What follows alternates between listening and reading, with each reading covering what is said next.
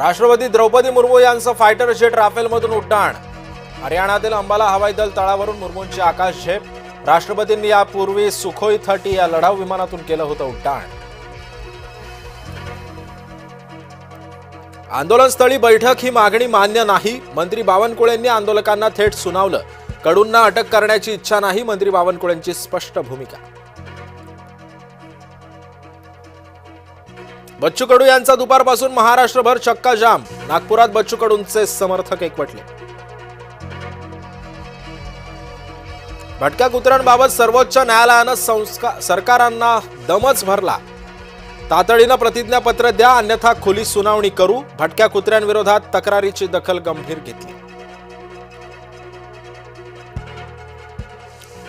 पंतप्रधान नरेंद्र मोदी 29 ऑक्टोबरला मुंबईच्या दौऱ्यावर. मॅरिटाईम लीडर्स कॉन्क्लेव्हला करणार संबोधित.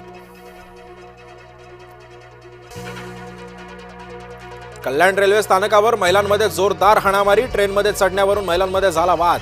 वादाचं रूपांतर हाणामारीमध्ये. मोंथा चक्रीवादळ ओडिशाच्या किनाऱ्यावर धडकलं. ओडिशा किनारपट्टीवर वेगानं वाहिले वारे. ओडिशाच्या किनारपट्टीवर सतर्कतेचा इशारा. नाशिकमधून हैदराबादसाठी इंडिगोची विमान सेवा सुरू. मंगळवारी ओझर विमानतळावरून 1654 प्रवाशांनी केला प्रवास. नाशिकहून इंदोर मार्गे जयपूर आणि हैदराबादसाठी सेवा. समुद्रामध्ये वादळी स्थितीमुळे मासेमारी बंद. मासेमारीवरच उदरनिर्वाह असलेले मच्छीमार संकटात. गेल्या 45 दिवसांपासून मासेमारी बंदच. शासनानं मच्छीमारांना नुकसान भरपाई देण्याची केली मागणी.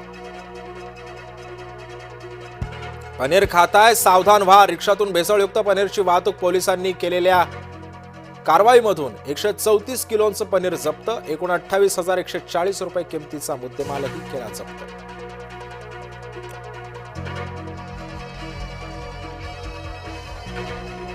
वादळी सदृश्य स्थितीचा फटका पर्यटनाला. समुद्र जलक्रीडा बंद असल्यानं पर्यटकांचा हिरमोड. पर्यटन व्यवसायावर मोठा परिणाम.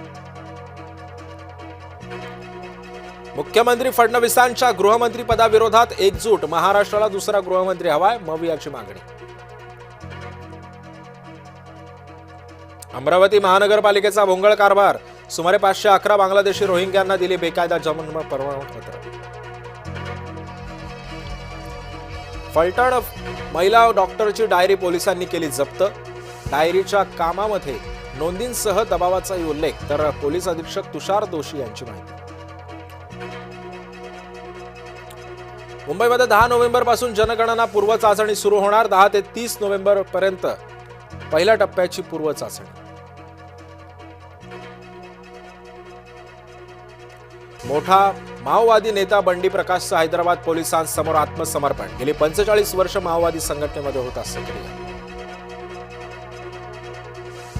कुडाळ तालुक्यातील माणगाव खोऱ्यातील शेतकऱ्यांना मोठा दिलासा. अनेक वर्षांपासून रखडलेला अकारी पड जमिनीचा प्रश्न अखेर सुटला. बाजार मूल्याच्या केवळ 5% रक्कम जमा केल्यानंतर जमीन मिळणार. नोव्हेंबरमध्ये बँका 11 दिवस बंद राहणार. 5 रविवार आणि 2 शनिवार वगळता वेगवेगळ्या ठिकाणी बँका 4 दिवस बंद. वेगवेगळ्या राज्यांमध्ये एकूण 11 दिवस बँका राहणार बंद. 8व्या वेतन आयोगाला केंद्राची मंजुरी. तर 50 लाख केंद्र सरकारच्या कर्मचाऱ्यांना मिळणार लाभ. 1 जानेवारी 2026 पासून अंमलबजावणी. पुणे जैन बोर्डिंग प्रकरणाची पुढील सुनावणी 30 तारखेला. गोखले बिल्डर आणि ट्रस्ट दाखल करणार प्रतिज्ञापत्र. डॉक्टर तरुणीचा मृत्यू गळफास घेऊन झाल्याचं उघड. मयत तरुणीचा पोस्टमॉर्टम रिपोर्ट पोलिसांना प्राप्त.